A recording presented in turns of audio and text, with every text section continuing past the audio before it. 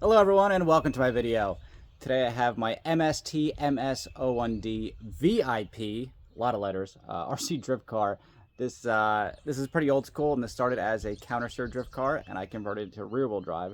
And I just want to talk about the things I did to this to make it work. And this car actually handles a lot better as a rear wheel drive car than it ever did as a counter steer car. So let me compare this to the regular MST and show you the suspension modification in the front and how I got the steering angle out of it, and I'll show you how it runs. So if you got one of these sitting on your shelf, maybe you can dust it off and give it another go. So I borrowed a MST ready to run car from a friend of mine who still has his sitting on the shelf. Speaking of dusting it off, this thing probably hasn't been run in at least 10 years, so it needed a good cleaning before I started this video. But regardless, this is, whether you have a VIP or the standard model, this is normally what you would start with, and these cars were counter steer. So if you have one, you know about this, but in case you're looking at one of these on Facebook Marketplace or something, I'll just go over it real quick. But we have a motor in the front. It is belt drive. We have a belt in the back, a belt in the front. You have a locked rear. I don't remember if these were stock metal, if they were plastic, but we have a locked rear on this car, and we have a front one-way diff. So when the throttle is applied, all four wheels steer, or all four wheels are powered, but when you hit the brake, only the rear locks up as if it's a parking brake, and the front wheels will free spool. So the problem usually you have with counter steer cars is that because they're designed to have a front differential in them, the width of the bulkhead is pretty fat. So the way your shocks and everything are laid out, you're only going to get so much steering angle before the wheel hits the shock. So you have almost no space there. Actually, that is actually touching. So that's your maximum steering angle you're getting out of this car. For the rear wheel drive conversion, I found MST makes this as an option, and you can use it on the counter steer car, or in this case for my rear wheel drive swap. But this is your IFS kit, which in real car terms would stand for independent front suspension. In this case, they mean that it's inboard front suspension. So it has rocker arms similar to like a Traxxas Revo or something.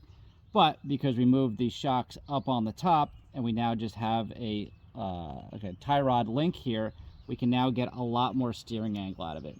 And this was the only way that I could go about getting the angle and clearance on the shocks, was to do this suspension kit.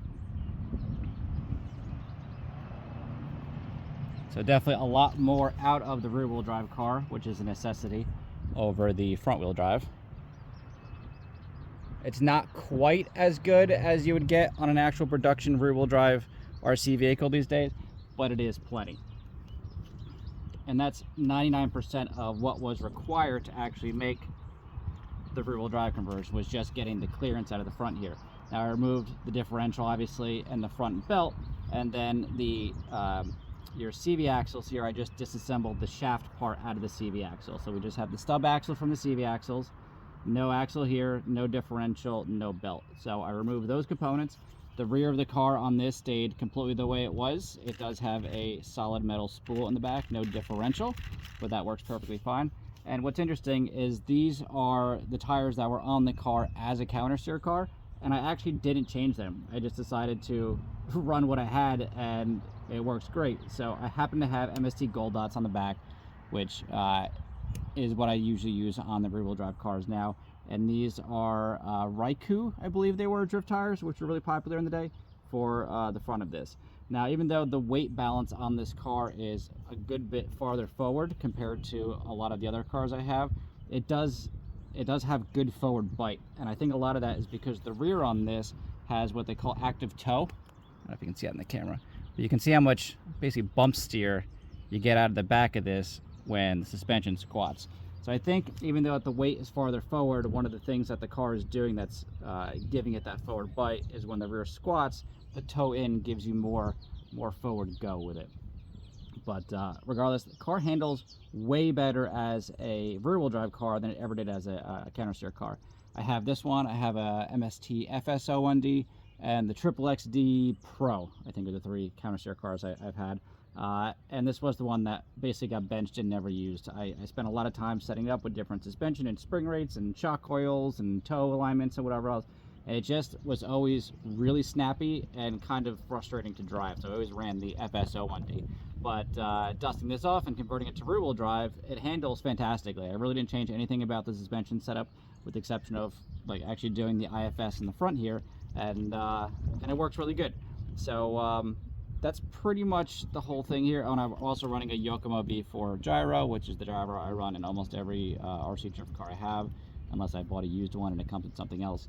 And I'm actually running, I don't know if you can see it in here, but this is the Novak Drift Spec motored ESC, which that's super old school. I have a couple of these actually from all the counter share drift cars I've had over the years, but I haven't seen one of these systems come up for sale or in anyone else's stuff in a long time. So kind of cool that it's a little retro and that it works so good. The only thing left I have to do on this is I have a high-tech servo in here that's not that great.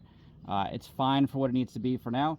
I need to also replace the servo horn. It's actually dried out and it's cracked.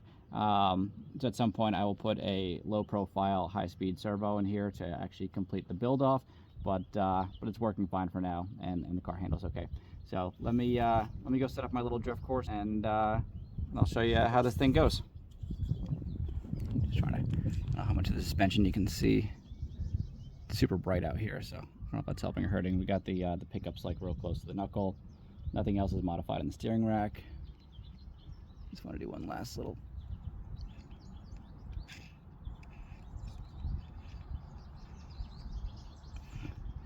Cool. All right, let's go play with it.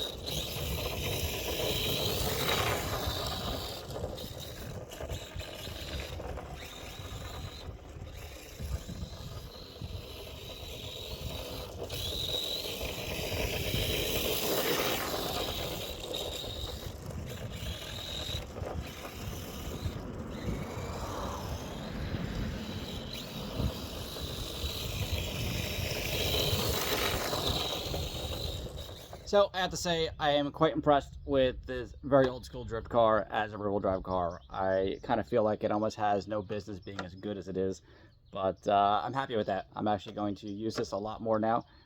Granted, like my YD2s and the RMX 2.0s and stuff like that are going to be better. But playing with friends and whatnot, this is going to be great.